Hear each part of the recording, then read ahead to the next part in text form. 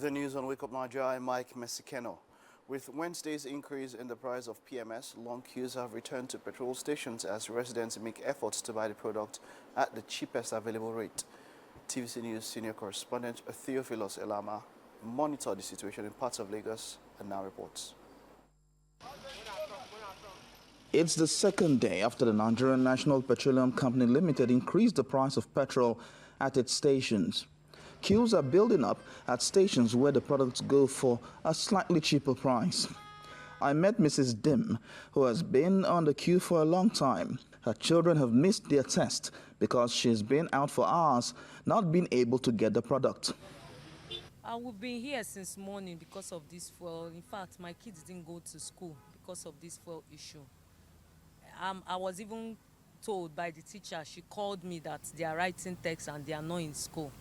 So this whole thing is very, very tiring. This increment is uncalled for because as at yesterday, nobody tell us, nobody inform us from our governments. They didn't address the nation that's going to be increment in so commodity.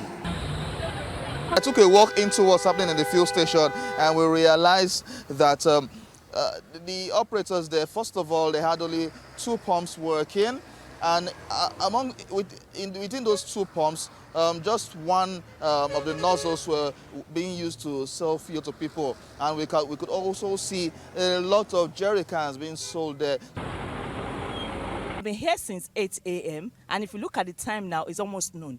4 hours, and I've been on the queue since 8 a.m. I'm using my economic productive hours here.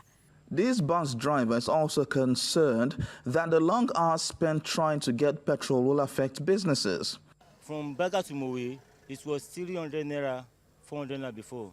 Since the increase of this fuel now, we have to rise up to 500, 700 naira per passenger.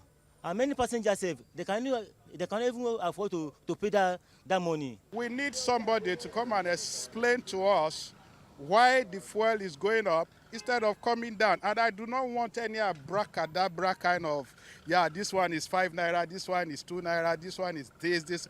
Just tell us straight why you go to pick fuel at Dangote refinery in Lekki and I am buying it in Ikeja for 1,500 or 1,200. While we move around, a stop at the fuel station shows that the price has changed from the 996 naira sold earlier in the day to 1,050 naira across all its stations.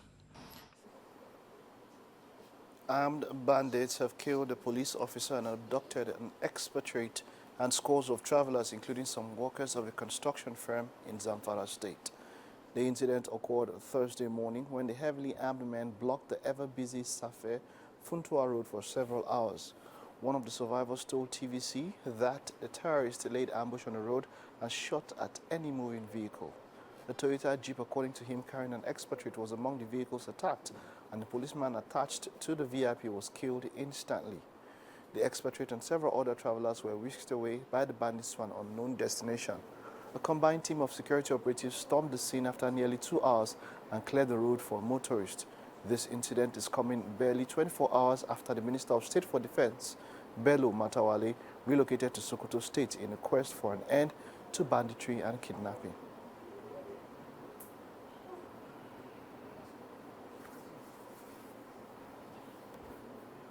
At least 6 people are confirmed dead after Hurricane Milton passed through Florida, though the total number of deaths could rise as rescue workers make their way through floodwaters and debris.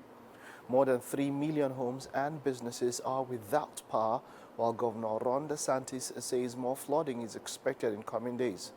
Florida residents are being warned not to visit areas hit by Hurricane Milton after it brought tornadoes, floods, and storm surges to the state. In St. Petersburg, on the west coast, the water supply has been cut. A crane crashed into a newspaper building and the roof of a Major League Baseball stadium was ripped off. Milton is moving into the Atlantic, but many parts of the state are flooded, with some people being rescued by boat.